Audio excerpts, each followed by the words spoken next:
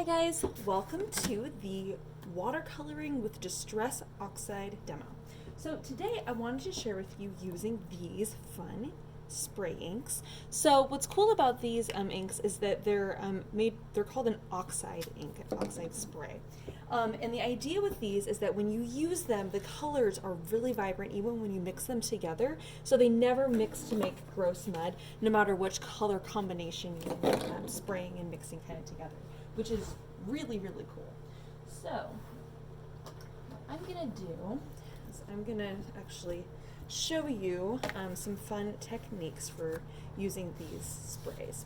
So bear with me here as I kind of gather my things. All right, so I'm going to use this little palette here. Normally I would do this over here, but because we're working with spray ink, it tends to be kind of messy. So I'm actually going to do this. Sorry, I'm giving my background space here and protecting it just a little bit while I apply this ink because it gets kind of messy. All right. So what I'm going to do here is I'm shaking these up because there's a marble in here, because the ink in here, if you just spray as is, you're going to get one or the other because it's a hybrid ink, and so it needs to mix together. And when I say one or the other, you're going to get the ink, the pigment, or you're going to get the dye. So when you shake it up, it mixes the pigment and dye together. So what I'm going to do is I'm actually going to spray into my little tubs here, my little palette, and I'm actually going to go in rainbow order here. And what's nice about these little the palettes that have the little dip in them is that you can actually put this in here and the ink pretty much stays in there. Normally when you use a spray ink, it kind of goes everywhere. So by kind of pushing it, pointing the tip towards that little dish there, I know that all my ink is gonna stay in place. Okay, so I'm using different colors here. This is Squeezed Lemonade, this is Abandoned Coral, this is Picked Raspberry, then we have Wilted Violet, which for whatever reason is always my messiest spray ink there. I just picked a nice rainbow assortment for myself. This is Faded Jeans. It's just a nice blue. Then we're going to head towards our green. So this is going to be Picked Pistachio. You can see how gorgeous these colors are. Oh my gosh, they're so fun to play with. And then finally, we're going to land with one of the newer colors. This is Rustic Wilderness, which I know lands a little bit more kind of I would call foresty kind of color. Oh gosh, it's just absolutely gorgeous. But I really wanted to use that today because it is so stunning. All right, I need to clean off my hands a little bit here. Okay. So then I'm going to get out my water brush. These are some of my favorite water brushes. They're made by Tonic Nouveau, and they are fantastic because the set of two actually comes with two different size tips for the water brush tip, the brush end. So you see how one of these is a little bit larger and one of these is a little bit smaller. I don't know if you guys can even see that up there. Here you can, I'll show you on the back of my paper towel here. So you can see how this one is smaller and this one is larger. So it's the two different brush tip sizes are nice when using your water brushes. And then what's nice about these also is that if you the brush is already wet because there's water here in this little channel. So what I'm going to do here is pick this up. Actually, I might leave that in place because I really want to protect my whole surface back here. I'm just going to lay this over here. All right, so let's get started here. All right. So the first thing I always like to do when I'm playing with watercolors is just make the rainbow really fast. So then that way you can see how your colors are going to blend. Because we sprayed out the ink into this little palette here, what's going to happen is that the ink is already going to start to separate because remember, you're mixing it when you shake the marble here. So you're going to want to mix this around a little bit with your brush as you're laying down your colors.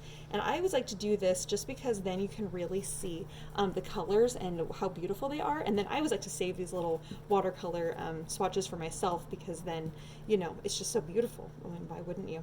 And you really don't need very much ink here. All right, and then I'm gonna lay down my next color. So beautiful. Oh my gosh, I just love. And if you're, I'm using watercolor paper here, and so what's happening is that the ink is kind of floating on the surface, so it's still a little bit wet as I go into my next colors, my next color, which is really nice because it's kind of wanting to softly blend itself into that next color in the rainbow. And then the purple, oh my gosh, so beautiful. I always recommend whatever watercolors you're using to just pull them out and just create the rainbow really fast. So then that way you can really see the colors and what they actually look like when they're painted down. Because sometimes we look at this and we're like, oh, it's so beautiful, I know that they're gonna be great. But then you go to paint it and you're like, that's not really what I thought it was gonna be. So I always recommend doing that, okay? right, I'm just gonna add a little bit more green here because I really love that color. And finally, we're gonna go into the rustic wilderness, the last color there. All right. And then, if I wanted to get back into the yellow, what I can actually do here is take a little bit of this yellow over here, and then a tiny little bit of this green here, and I can make kind of a medium yellow, because you can still mix colors.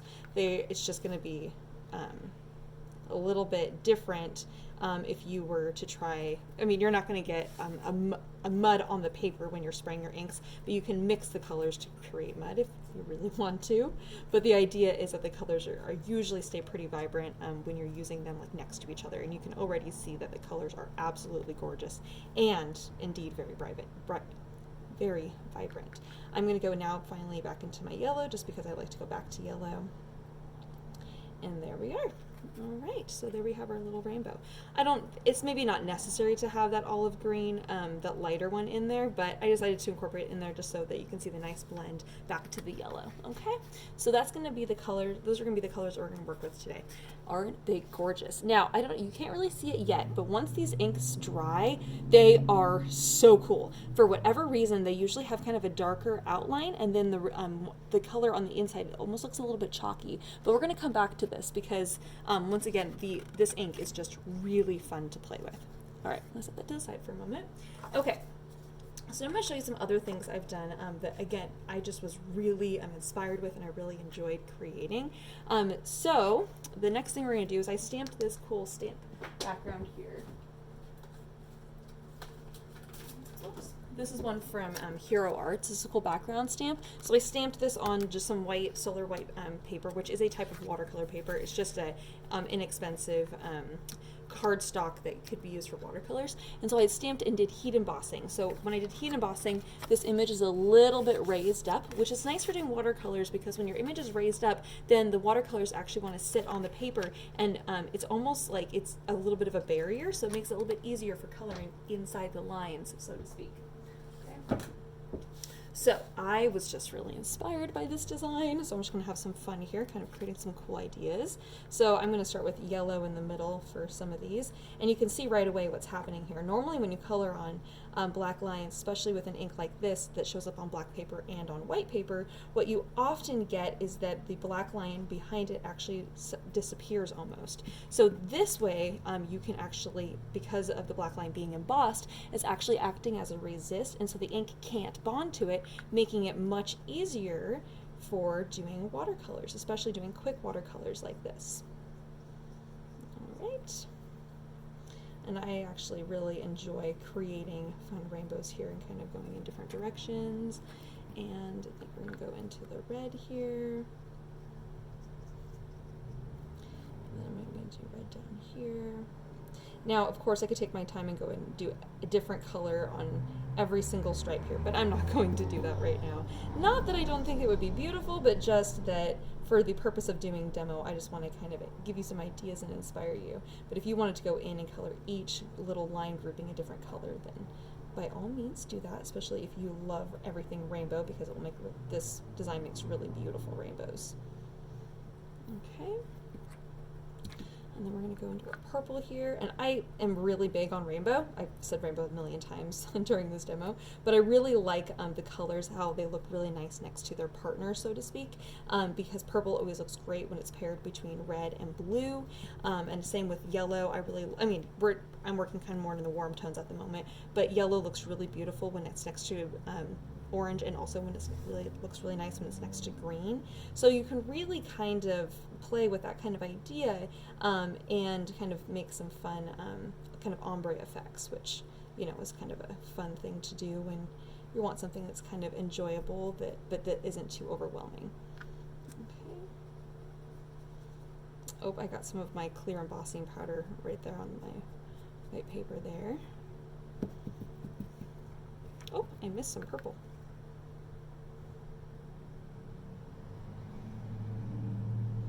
All right.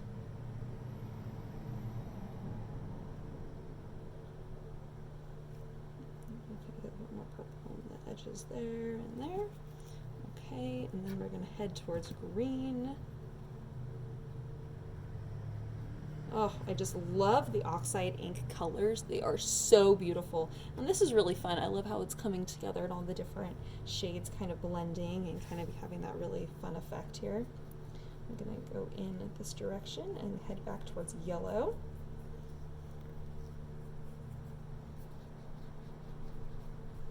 And I think in this case what I'm actually going to do is I'm going to use, I'm not going to use so much that really dark green for this project because I decided that I want to stick more in some of these more brighter tones, and since that's really more olive green, I think I'm going to go ahead and stay away from that for this very specific project. Okay, and then we'll go into yellow here. Oh, love, love, love, love.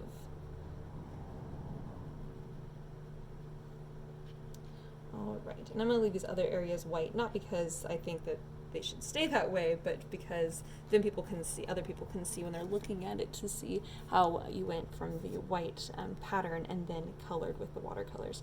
Now I know my watercoloring isn't perfect, but that's okay because it's still really beautiful and really vibrant and it's really fun to create. All right, okay, so now what I wanted to do was I stamped this fun image.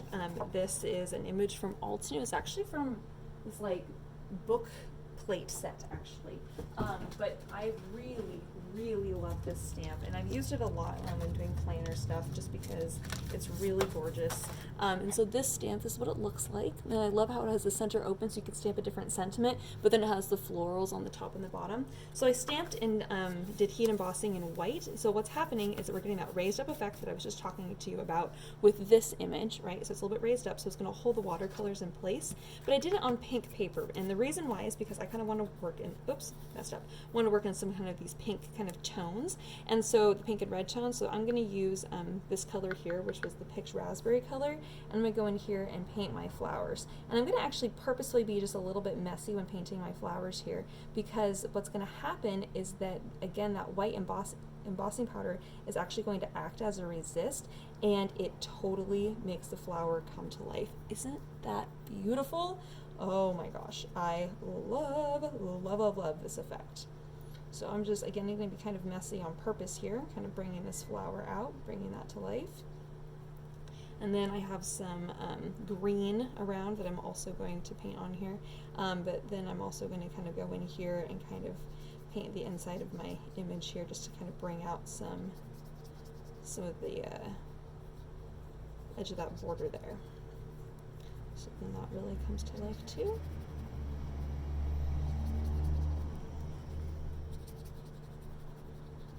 Alright, just kind of darken the edge there. And again, I'm being kind of messy on purpose around the outsides here because I'm going to kind of create kind of a fun splatter effect once I've laid down my green. Now I'm going to go in and use more of my forest green color there. That was the rustic wilderness, because this really, I think, really makes a little bit more sense for kind of the green and kind of the pink colors, because this is a little bit more natural feeling. Okay. Oh, these little berries will just all make all of that green. And if I've messed up in some areas that should have been petals, it's okay, because we're just kind of going around here. All right, and then we're going to go in here. Again, I'm kind of being purposefully kind of messy with this and kind of bringing with my paintbrush here, kind of bringing it out to an edge, kind of a point, so that it all kind of looks like it's growing just a little bit. Okay. Oh, I'm so happy with this. Oh my gosh. Oh my gosh, do I love that. So cool. All right, so now to finish this off, because I again have some kind of a messiness kind of going on here, I'm going to pick up some of that picked raspberry color again and kind of do kind of a splatter effect just kind of around the outsides. And if you get it in the middle, that's okay, but really what I'm aiming to do is kind of just go around the outsides here. Okay, and there we have it, kind of finishing off that fun card. Oh my gosh, I'm so happy with how that turned out. Oh, amazing. I'm going to add just a few more larger splatters right here where it's especially messy. But you know what? I'm going to kind of leave it and just enjoy it the way that it is. Super happy with how that turned out. Wow. Any floral image that you have that you wanted to do white embossing powder with, you can really create some gorgeous things. Okay, so now along that same concept, I did white embossing powder on watercolor paper. So again, so now we have a totally clear on clear. or a white on white, so it looks like it's totally invisible, so clear. But what's really fun about this is that if you have, actually clean this off a little bit, is that if you have some kids in your life and you want to create kind of like secret messages, you could stamp little images and then give them some watercolors and then they can bring that to life. I'm just going to show you, I'm just going to kind of create kind of a fun little scene here, just because I love this really gorgeous design here, and I know that it will look beautiful by just adding a little bit of watercolor. And I know I started with the green, but that's okay. Did that on purpose. I'm going to go to my other green here. Again, I like to be kind of messy when doing this technique because it ends up actually being more of a reveal rather than being like a simple kind of watercolor where you're like taking your time to really bring out all the little details and paying attention to like, oh, what color is that supposed to be? What color is that supposed to be? This just makes it really easy and really enjoyable to kind of bring it to life, and then you kind of can be more focused on like the style of painting that you want to do. So that way, if you want to be like a little bit messy or you want to be a little bit more precise, you can really take your time and kind of do that. So I really love how this is looking. All right, and again, I'm kind of going to do my splatter technique here. Going to use up some of my colors here. Using just a touch of yellow. I think I'm going to go in and add just a little bit of yellow kind of here and there. Oh, some of that messy technique kind of style. And just kind of bringing some of that out. I'm just going to brush this just along the edges. You don't really need to focus on it being perfect because sometimes the imperfections actually just really bring it to life. All right, you guys, so there we have it. Watercoloring with spray oxide inks. So now you know all of those fun things that you can do. I hope you guys had fun. I hope you guys learned something new and were inspired. All right, you guys, have a fun day. I'll see you guys later. Bye-bye.